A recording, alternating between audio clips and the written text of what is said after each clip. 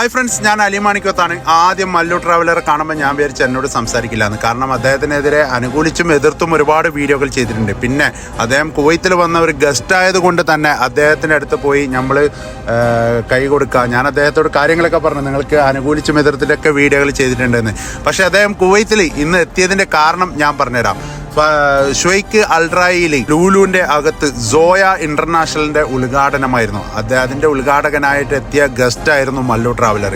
അതുപോലെ തന്നെ നമ്മുടെ കരീം ഇതിൻ്റെ ഓണർ, അതുപോലെ തന്നെ അസീസ് ഇതിൻ്റെ പാർട്ട്ണറാണ്, അതുപോലെ ലത്തു, നമ്മുടെ റമ്മിത്താക്കെ ഇല്ലാത്ത ഒരു ഇനാഗ്രേഷനും ഇപ്പോൾ കുവൈത്തിൽ നടക്കാറില്ല. അതുപോലെ സോണിയയുടെ ഫ്രണ്ട്, അതുപോലെ തന്നെ മറ്റുള്ള നമ്മുടെ നാട്ടിൽ ആംബ്രൂസ്, സയ്യൂഫ്, അതുപോലെ ഒരുപാട് ആളുകൾ ഈ പ്രോഗ്രാമിൽ, ഈ ഇനാഗ്രേഷൻ പ്രോഗ്രാമിലേക്ക് പങ്കെടുത്തിട്ടുണ്ടായിരുന്നു.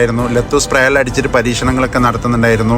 അതുപോലെ തന്നെ ഇവരുടെ സ്പോൺസേഴ്സ് ഒരുപാട് ആളുകൾ എത്തിയിട്ടുണ്ടായിരുന്നു. ഒരുപാട് നല്ല നല്ല കളക്ഷൻസ് ഉള്ള ഒരു ഷോപ്പാണ് ഇപ്പോൾ ഇനാഗ്രേഷൻ നടന്നിരിക്കുന്നത്. ഇത് ഏകദേശം 15 വർഷമായി ലൂലു അൽറായിൻ്റെ അകത്ത് പ്രവർത്തിക്കുന്ന സ്ഥാപനമാണ്. അതിനെ പുതുക്കി നല്ല മോഡലുകളും നല്ല കളക്ഷനുകളുമായി വന്ന ഒരു സ്ഥാപനമാണ് ഇപ്പോൾ സോയ ഇന്റർനാഷണൽ.